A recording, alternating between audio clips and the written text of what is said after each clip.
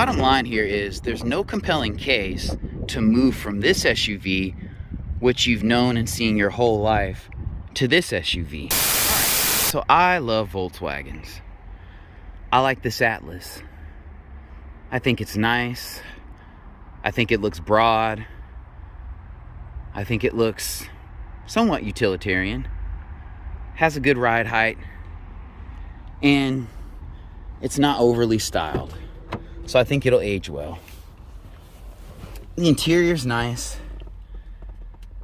You can see the gauge is kind of basic, but you know, you got your touch screen here, which surprisingly in these vehicles, you don't even need a key to cut them on. You have good space back here.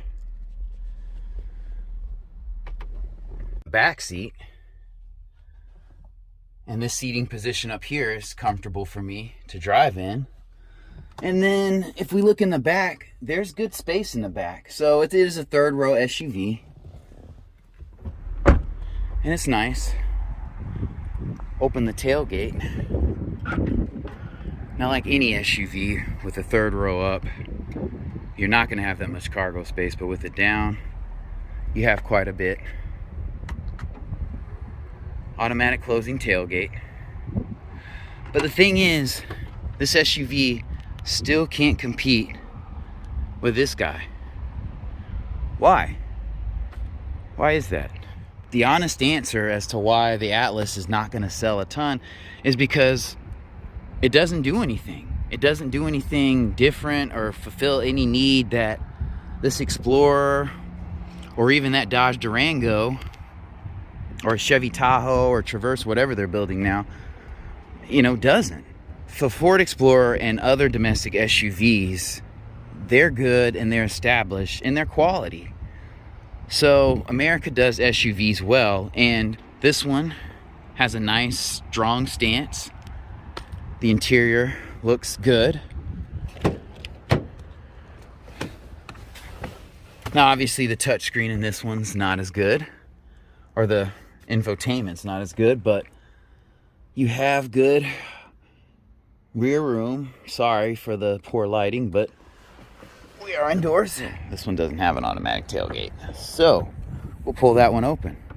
It doesn't have as much room as the Atlas, but if you wanted to go up market a little bit, you could get an Explorer Limited.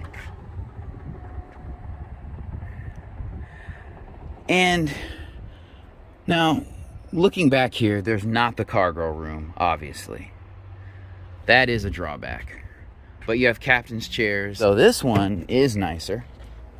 So you get in, and here are the captain's chairs, and you can see that sunroof is nice. And this interior, this two-tone interior is very nice. Leaves nothing to be desired from the Atlas.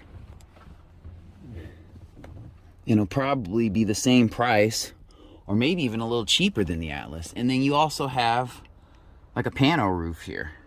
Bottom line here is there's no compelling case to move from this SUV, which you've known and seen your whole life, to this SUV. The styling is similar. The stance is similar. These arguably look a little bit better. They have a little bit more lines and details in the front than this one does. All right, so the point I'm trying to make, if you haven't gotten it already, is that if you're going to introduce a new product or vehicle in a market that's already very crowded and competitive, it needs to stand out and offer things that the existing, more established products, vehicles don't offer. And the Atlas just doesn't do that. It looks very Teutonic on the inside. It's very understated. Actually, upon further review, I like the looks of the Atlas better than the Explorer, but for most people, it just does not have that panache, especially in the interior, where you have the Explorer Limited looking like the old school Eddie Bauer Expeditions and F-150s. It looks really good and buttoned up. So that's just my opinion, and thanks for watching.